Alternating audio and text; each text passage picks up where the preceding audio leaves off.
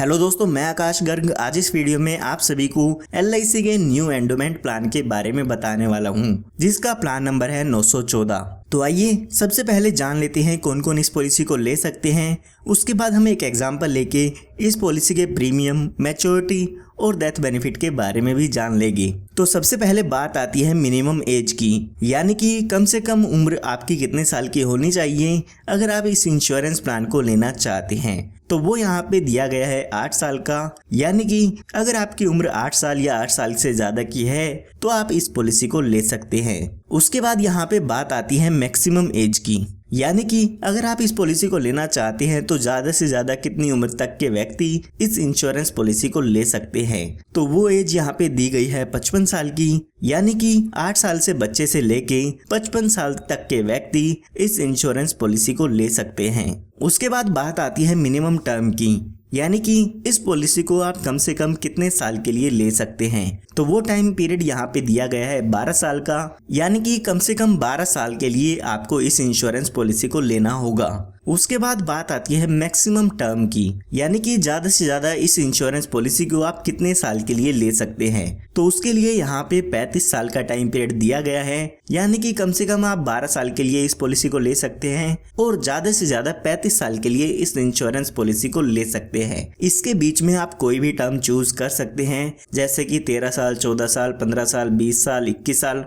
जो भी आपको सही लगती है उसके हिसाब से आप पॉलिसी टर्म यहाँ पे ले सकते हैं। उसके बाद बात आती है मिनिमम सम एश्योर्ड की, यानी कि कम से कम बीमा आप इसमें कितने रुपए का ले सकते हैं। इसका मतलब ये नहीं है कि आपको इतना अमाउंट पे करना होगा। इसके बेसिस पे जो भी आपका इंश्योरेंस प्रीमियम है, मैच्योरिटी बेनिफिट है, वो सब कैलकुलेट किए जाते हैं। तो यहाँ पर मिनिमम सम एश्योर्ड है 1 लाख रुपए का। उसके बाद बात आती है मैक्सिमम सम एश्योर्ड की, यानी कि ज्यादा से ज्यादा बीमा आप इसमें कितने रुपए का ले सकते हैं। तो उसके लिए यहाँ पे कोई भी लिमिट नहीं दी गई है, ये आपकी इनकम पे डिपेंड करता है कि ज्यादा से ज्यादा इंश्योरेंस आप इसमें कितना ले सकते हैं। आपकी इनकम प्रूफ के अकॉर्डिंग यहाँ पे LIC आपको इंश्योरेंस देती है। आइए अब एक एग्जाम्पल लेके समझते हैं कि ये पूरा इंश्योरेंस प्लान कैसे काम करता है। तो एग्जाम्पल समझने के लिए मान लेते हैं जो आपकी उम्र है वो 35 साल की है और आप इस इंश्योरेंस पॉलिसी को लेना चाहते हैं। उसके बाद हम मान लेते हैं कि आप 5 लाख रुपए का इसमें बीमा लेना चाहते हैं, यानी कि जो हमारी पॉलिसी का सम एश्योर्ड होगा वो 5 लाख रुपए का होगा। उसके बाद हम बात करते हैं टर्म की, यानी कि आप कितने साल के लिए पॉलिसी लेना चाहते हैं। तो हम मान लेते हैं 21 साल के लिए आप इस पॉलिसी को लेना चाहते हैं। तो अगर हम इस पॉलिसी के प्रीमियम की कैलकुलेशन करते हैं तो पहले साल आपको इसमें लगभग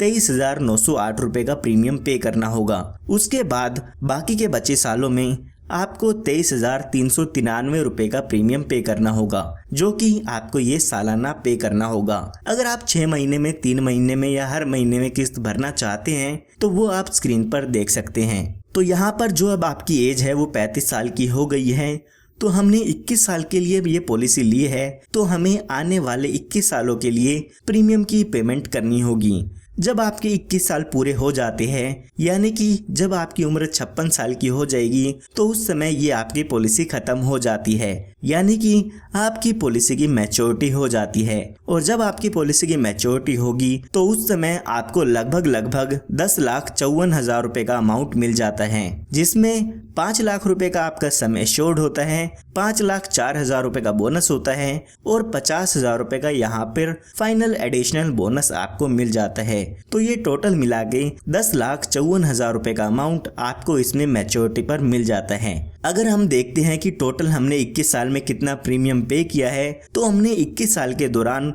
लगभग 4,91,768 रुपए का अमाउंट पे कर दिया है। तो आप देख सकते हैं कि आपको 21 साल में 4,91,768 रुपए पे करने होंगे प्रीमियम के। उसके बाद जब आपकी पॉलिसी टर्म पूरी हो जाती है तो उस समय आपकी पॉलिसी की मैच्योरिटी का अमाउंट आपको मिल जाता है। ये हमने बात तब की है जब पॉलिसी के दौरान पॉलिसी होल्डर की डेथ नहीं होती है। आइए अब एक एग्जांपल लेके समझते हैं कि अगर पॉलिसी होल्डर की डेथ हो जाती है तो उस समय उसके नॉमिनी को क्या क्या बेनिफिट मिल जाते हैं। तो यहाँ पर पॉलिसी शुरू होने के बाद और पॉलिसी की मैच्योरिटी होने तक कभी भी पॉलिसी होल्डर की डेथ होती है तो यहाँ पर पॉलिसी होल्डर के नॉमिनी को डेथ बेनिफिट्स मिल जाते हैं। डेथ बेनिफिट्स में सम एश्योर्ड मिलता है, इसके साथ साथ जो भी आपकी पॉलिसी का बोनस है वो यहाँ पर दिया जाता है।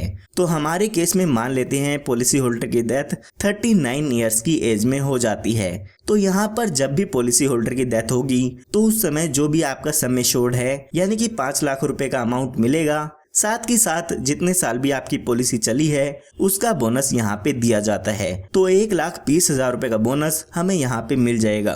तो यहाँ पर टोटल डेथ बेनिफिट देखते हैं तो 6,20,000 रुपए का अमाउंट उसके नॉमिनी को मिल जाता है। आपको एक बात याद रखनी है कि जो सम एश्योर्ड है वो तो आपको मिलेगा ही मिलेगा, साथ में जितने साल भी पॉलिसी आपकी चली है उतने साल का बोनस यहाँ पे आपको मिल जाता है। यहाँ पर मैं आपको बताना चाहूंगा कि आप इसमें एडिशनल बेनिफिट्स भी ले सकते हैं, जिसके लिए आपको कुछ एक्स्ट्रा प्रीमियम देना होगा।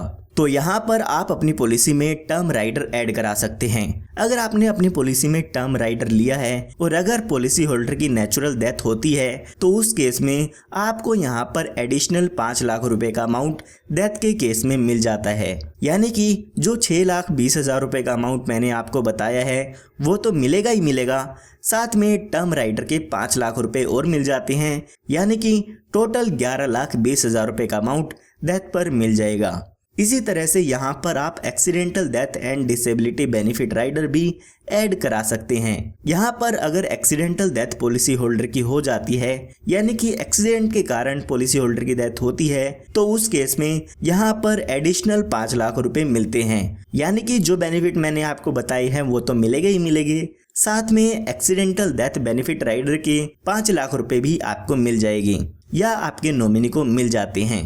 तो अगर आप ये बेनिफिट्स अपनी पॉलिसी में ऐड कराना चाहते हैं तो आप ये बेनिफिट्स ऐड करा सकते हैं। उसके बाद LIC ने यहाँ पर आपको एक बेनिफिट और दिया है, वो है सेटलमेंट ऑप्शन का।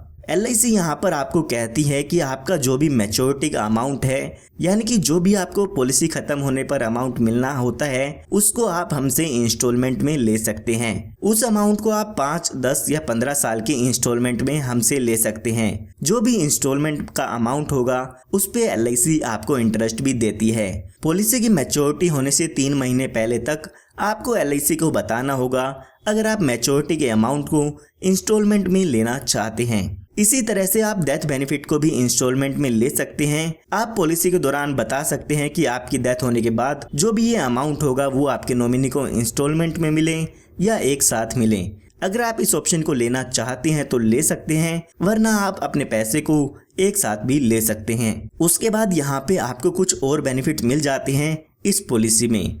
तो आइए बात करते हैं इसके अदर बेनिफिट्स की कि इसमें आपको कौन कौन से और बेनिफिट मिल जाते हैं। तो यहाँ पर आप अपनी पॉलिसी में एडिशनल बेनिफिट्स ले सकते हैं जिसे हम राइडर्स कहते हैं। तो आप अपनी पॉलिसी में टर्म राइडर ले सकते हैं, accidental death and disability benefit rider ले सकते हैं या फिर आप एक्सीडेंटल बेनिफिट राइडर ले सकते हैं। इसी के साथ साथ यहाँ पे आप क्रिटिकल इलनेस राइडर भी ले सकते हैं। अगर आप बच्चे के नाम पर ये इंश्योरेंस पॉलिसी ले रहे हैं तो आप अपनी पॉलिसी में प्रीमियम वेवर बेनिफिट राइडर ले सकते हैं। कई बार ऐसा होता है कि बच्चे के फादर के साथ कोई दुर्घटना हो जाती है तो उस केस में बच्चे को वहां पर पॉलिसी का प्रीमियम पे नहीं करना होता है। उसके बाद यहाँ पे आपको लोन की सुविधा भी मिल जाती है।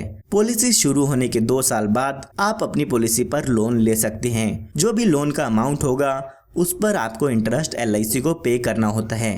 उसके बाद यहाँ पे बात आती है सरेंडर की।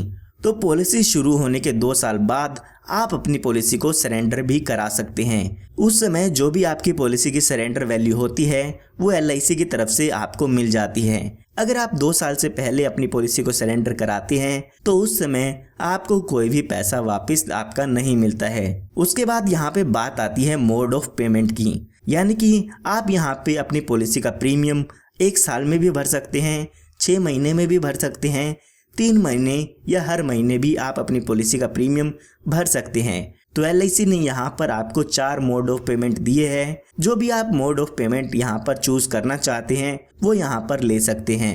उसके बाद यहाँ पे LIC आपको ग्रेस टाइम पीरियड भी देती है, यानी कि अगर आप अपनी पॉलिसी की पेमेंट ड्यू डेट पर नहीं पे कर पाते हैं तो LIC यहाँ पर आपको कुछ एक्स्ट्रा दिन देती है जिसमें आप अपनी पॉलिसी का प्रीमियम भर सकते हैं। कई बार ऐसा होता है आपको याद नहीं रहता है, तो LIC ने आपको कुछ एक्स्ट्रा दिन दिए हैं जिसमें आप बिना लेट फीस के अपने पॉलिसी के प्रीमियम की पेमेंट कर सकते हैं। तो यहाँ पर अगर आपने मंथली प्रीमियम पेमेंट मोड लिया है तो 15 दिन का ग्रेस टाइम पीरियड मिलता है, और इसी तरह से इसके अलावा अगर आपने और कोई पेमेंट मोड चूज किया है तो आपको 30 दिन का ग्रेस टाइम पीरियड यहाँ पे मिल जाता है। उसके बाद यहाँ पे आपको टैक्स बेनिफिट भी मिल जाता है। तो अगर आप इनकम टैक्स रिटर्न भरते हैं तो यहाँ पर आप इसके प्रीमियम की डिडक्शन ले सकते हैं। जो भी इनकम टैक्स रूल्स हैं उसके हिसाब से आप यहाँ पे इसके प्रीमियम की डिडक्शन ले सकते हैं।